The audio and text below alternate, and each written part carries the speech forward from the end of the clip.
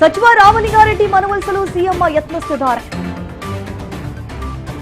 CM DKShi ಮಾತಿಗೆ ಒಪ್ಪದ ಸಚಿವ ರಾಮಲಿಂಗಾರೆಡ್ಡಿ ಏನ್ ಹೇಳಿದ್ರಿ ಅದೇ ರೀತಿಯಾಗಿ ನಡೆದುಕೊಳ್ಬೇಕಲ್ವಾ, ಇವತ್ತು ರಾಜೀನಾಮೆ ಕೊಡ್ತೇನೆ ಅಂತ ಹೇಳಿದ್ದಾರೆ ಸಚಿವ ರಾಮಲಿಂಗಾರೆಡ್ಡಿ. ಎಲ್ಲವೂ ಹೈಕಮಾಂಡ್ ತೀರ್ಮಾನ ಅಂತ ಹೇಳಿದ್ದಾರೆ ಸಿಎಂ. ಹೈಕಮಾಂಡ್ ಮಾತಿಗೆ ನಾವೆಲ್ಲರೂ ಕೂಡ ಬದ್ಧರಾಗಿರಬೇಕು. ಸಚಿವ ರಾಮಲಿಂಗಾರೆಡ್ಡಿ ಮನವೊಲಿಸಲು ಸತತವಾಗಿ ಪ್ರಯತ್ನ ಮಾಡಲಾಗ್ತಾ ಇದೆ. ನಿಜಕ್ಕೂ ಈಗ ಗೊಂದಲ ಸೃಷ್ಟಿಯಾಗ್ಬಿಟ್ಟಿದೆ ಕಾಂಗ್ರೆಸ್ ಪಾಳ್ಯದಲ್ಲಿ. ಇದನ್ನು ಯಾವ ರೀತಿ ನಿಭಾಯಿಸ್ತಾರೆ, ಈ ಗೊಂದಲಕ್ಕೆ ಯಾವ ರೀತಿ ತೆರೆ ಎಳಿತಾರೆ? ಈಗ ಸಿದ್ದರಾಮಯ್ಯ ಅವರು ಮನವೊಲಿಸುವಂತಹ ಪ್ರಯತ್ನ ಎಷ್ಟೇ ಮಾಡಿದ್ರು ಕೂಡ ರಾಮಲಿಂಗಾರೆಡ್ಡಿ ಅವರು ಒಪ್ತಾ ಇಲ್ಲ. ಕೆಲವೇ ಕ್ಷಣದಲ್ಲಿ ರಾಜೀನಾಮೆ ಬಗ್ಗೆ ನಿರ್ಧಾರ ಮಾಡುವಂತಹ ಸಾಧ್ಯತೆ ಹೆಚ್ಚಾಗಿದೆ. ಇನ್ನೇನು ಸುದ್ದಿಗೋಷ್ಠಿಯನ್ನ ನಡೆಸಲಿದ್ದಾರೆ. ಕೆಲವೇ ಕ್ಷಣದಲ್ಲಿ ಸುದ್ದಿಗೋಷ್ಠಿಯಲ್ಲಿ ರಾಜೀನಾಮೆ ಘೋಷಣೆ ಮಾಡ್ತಾರ. ಹಾಗಾದ್ರೆ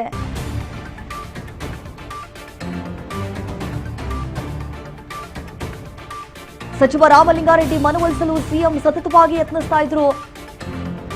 ಯಾವುದೇ ಕಾರಣಕ್ಕೂ ನಾನು ಒಪ್ಪಲ್ಲ. ಎಸ್ ಗೋವಿಂದ್, ನಾವು ಗಮನಿಸಿದಾಗ ಈಗ ಸಿಎಂ ಸಿದ್ದರಾಮಯ್ಯ ಅವರನ್ನ ಡಿ ಕೆ ಶಿವಕುಮಾರ್ ಅವರು ಭೇಟಿಯಾಗಿ ಮಾತುಕತೆಯನ್ನ ನಡೆಸಿದ್ರು. ತದನಂತರ ಮನವೊಲಿಸುವಂತಹ ಯತ್ನ ಕೂಡ ನಡೀತಾ ಇದೆ ರಾಮಲಿಂಗಾರೆಡ್ಡಿ ಅವರನ್ನ. ಆದ್ರೂ ಕೂಡ ಅವ್ರು ಒಪ್ಕೊಳ್ತಾ ಇಲ್ಲ. ನೀವು ಏನ್ ಹೇಳಿದ್ರಿ ಅದೇ ರೀತಿಯಾಗಿ ನಡೆದುಕೊಳ್ಬೇಕಲ್ವಾ ಅನ್ನುವಂತಹ ಮಾತಾಗಿರಿದೆ. ಈಗ ಮುಂದಿನ ನಡೆ ಏನು ಸಿದ್ದರಾಮಯ್ಯ ಅವರದ್ದು?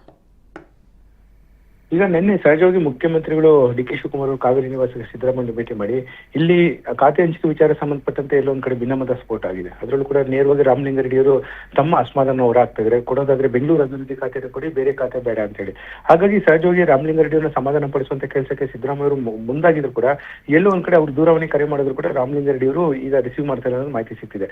ಮತ್ತೊಂದು ಕಡೆ ಇವತ್ತು ಬೆಳಗ್ಗೆಯಿಂದ ಕೂಡ ಎಲ್ಲೋ ಒಂದ್ ಕಡೆ ಮುಖ್ಯಮಂತ್ರಿಗಳಂತ ಡಿ ಕೆ ಶಿವಕುಮಾರ್ ಕೂಡ ರಾಮಲಿಂಗಾರೆಡ್ಡಿ ಅವರನ್ನ ಮನವೊಲಿಸಬೇಕು ಅಂತ ಎಷ್ಟೇ ಪ್ರಯತ್ನ ಮಾಡಿದ್ರು ಕೂಡ ರಾಮಲಿಂಗಾರೆಡ್ಡಿ ಅವರು ಅವರ ಕರೆಯನ್ನು ಸ್ವೀಕಾರ ಮಾಡ್ತಾ ಇಲ್ಲ. ತಮ್ಮ ಆಪ್ತರ ಮೂಲಕ ಈಗಾಗಲೇ ಒಂದು ಮೆಸೇಜ್ ಅನ್ನು ಕೂಡ ಮುಖ್ಯಮಂತ್ರಿಗಳ ಕಚೇರಿಗೆ ಮತ್ತು ಮುಖ್ಯಮಂತ್ರಿಗಳು ಕೂಡ ಕಳಿಸ್ಕೊಟ್ಟಿದ್ದಾರೆ. ನಾನು ರಾಜೀನಾಮೆ ಕೊಟ್ಟೇ ಕೊಡ್ತೀನಿ ಅಂತ ಹೇಳಿ. ನನಗೆ ಯಾವುದೇ ಕಾರಣಕ್ಕೂ ಕೂಡ ಸಚಿವ ಸ್ಥಾನ ಬೇಡ, ಜಲಸಂಪನ್ಮೂಲ ಇಲಾಖೆ ಖಾತೆ ಬೇಡವೇ ಬೇಡ, ಕೊಡೋದಾದ್ರೆ ಬೆಂಗಳೂರು ಅಭಿವೃದ್ಧಿ ಖಾತೆನ ಕೊಡಿ, ನಿಮ್ಮ ಮಾತ್ ಮೇಲೆ ನಿಲ್ಲಿ ಅಂತೇಳಿ ಡಿ ಕೆ ಶಿವಕುಮಾರ್ ಅವರು ಕೂಡ ನಿನ್ನೆ ಸಂಜೆ ರಾತ್ರಿವರೆಗೂ ಕೂಡ ನಡೆದಂತಹ ಒಂದು ಸರಣಿ ಸಭೆಯಲ್ಲಿ ಎಲ್ಲೋ ಒಂದ್ ಕಡೆ ಅವ್ರಿಗೆ ಒಂದು ರೀತಿಯ ಮಾತುಗಳನ್ನ ಹೇಳಿದ್ರು. ಸರ್, ನೀವು ಒಂದು ಮುಖ್ಯಮಂತ್ರಿ ಆದಂತ ಸಂದರ್ಭದಲ್ಲಿ ಬೆಂಗಳೂರು ಅಭಿವೃದ್ಧಿ ಖಾತೆಯನ್ನು ಬಿಟ್ಕೊಡ್ತೀನಿ ಅಂತ ಹೇಳಿದ್ರಿ. ನಾನೀಗ ಬೆಂಗಳೂರು ಅಭಿವೃದ್ಧಿ ಖಾತೆಯನ್ನ ನಾನು ನಿರೀಕ್ಷೆ ಮಾಡಿದ್ದೆ. ನನ್ನ ಬೆಂಬಲಿಗರು ಅಭಿಮಾನಿಗಳು ಎಲ್ಲರೂ ಕೂಡ ನಾನು ಹೇಳಿದೆ ಬೆಂಗಳೂರು ಅಭಿವೃದ್ಧಿ ಖಾತೆ ನನಗೆ ಸಿಕ್ಕೇ ಸಿಗುತ್ತೆ ಅಂತ ಹೇಳಿ.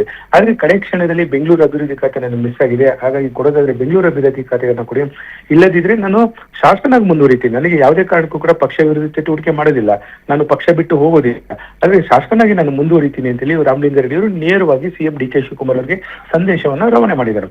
ಹಾಗಾಗಿ ಸಹಜವಾಗಿ ಎಲ್ಲೊಂದ್ ಕಡೆ ಡಿ ಕೆ ಶಿವಕುಮಾರ್ ಅವರು ಕೂಡ ಒಂದ್ ಕಡೆ ಕಾಂಗ್ರೆಸ್ ಹೈಕಮಾಂಡ್ ಬೆಂಗಳೂರಿಗೆ ಬರ್ತಿದೆ.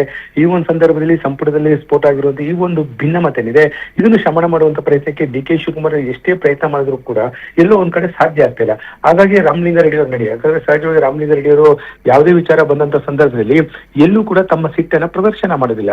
ಮೌನವಾಗಿ ಇದ್ಕೊಂಡೆ ಯಾವ ರೀತಿ ಒಂದು ರಾಜಕಾರಣ ಮಾಡಬೇಕು ಆ ರೀತಿ ರಾಜಕಾರಣ ಮಾಡ್ತಾರೆ.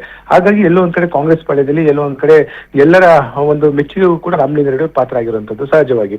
ಹಾಗಾಗಿ ಸೀನಿಯರ್ ಮೋಸ್ಟ್ ಲೀಡರ್ಗೆ ಸೀನಿಯರ್ ಒಂದು ಪ್ರಬಲವಾದಂತಹ ಖಾತೆಯನ್ನ ಕೊಡಬೇಕು ಅಂತೇಳಿ ಕೆಲ ನಾಯಕರು ಕೂಡ ತಮ್ಮ ಅಭಿಪ್ರಾಯ ವ್ಯಕ್ತಪಡಿಸ್ತಿದ್ರು. ನಿನ್ನೆ ಕೆಪಿಸಿಸಿ ಅಧ್ಯಕ್ಷ ಬಿ ಕೆ ಹರಿಪ್ರಸಾದ್ ಕೂಡ ಇದೇ ಒಂದು ವಿಚಾರವನ್ನು ಹೇಳಿದ್ರು. ಕಾಂಗ್ರೆಸ್ ಪಕ್ಷದಲ್ಲಿ ಬೆಂಗಳೂರಿನಲ್ಲಿ ಸೀನಿಯರ್ ಮೋಸ್ಟ್ ಲೀಡರ್ ಯಾರಿದ್ದಾರೆ ಅಂತ ಹೇಳಿ ಸದ್ಯದ ಮಟ್ಟಿಗೆ ರಾಮಲಿಂಗಾರೆಡ್ಡಿ ಅವರು. ಹೌದು, ಅವ್ರ ಜೊತೆ ನಾನು ಕೂಡ ಮಾತನಾಡ್ತೀನಿ ಅಂತ ಹೇಳಿ ಈ ರೀತಿ ಮಾತುಗಳನ್ನು ಕೂಡ ಮಾತನಾಡಿದ್ರು.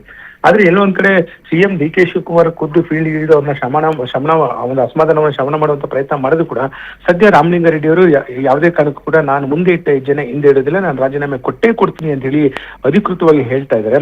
ಹಾಗಾಗಿ ಸುದ್ದಿಗೋಷ್ಠಿಯಲ್ಲಿ ಎಲ್ಲಾ ವಿಚಾರ ಸಂಬಂಧಪಟ್ಟಂತೆ ಮಾತನಾಡಲಿದ್ದಾರೆ. ಹಾಗಾಗಿ ಕಾದಾಡಬೇಕಾಗುತ್ತೆ. ಒಂದ್ ಕಡೆ ಕಾಂಗ್ರೆಸ್ ಹೈಕಮಾಂಡ್ ಬೆಂಗಳೂರಿಗೆ ಬರ್ತಿದ್ರೆ ಈ ಒಂದು ಸಂದರ್ಭದಲ್ಲಿ ಸಂಪುಟದಲ್ಲಿ ದೊಡ್ಡ ಮಟ್ಟದ ಭಿನ್ನಮತ ಸ್ಫೋಟ ಆಗ್ತಿದೆ. ಎಲ್ಲೋ ಒಂದ್ ಕಡೆ ಡಿ ಕೆ ಶಿವಕುಮಾರ್ ಸಂಪುಟದ ಮೊದಲನೇ ವಿಕೆಟ್ ಇವತ್ತು ಪತನ ಆಗುತ್ತಾ ಅಥವಾ ಇಲ್ಲ ಅನ್ನೋದು ಸದ್ಯಕ್ಕೆ ಕಾದಾಡಬೇಕಾಗಿದೆ. Deepa. S Govind, thank you ತಮ್ಮ ಮಾಹಿತಿಗಾಗಿ. ನೋಡಿ, ಈಗಾಗಲೇ ಅಧಿಕಾರ ಸ್ವೀಕಾರ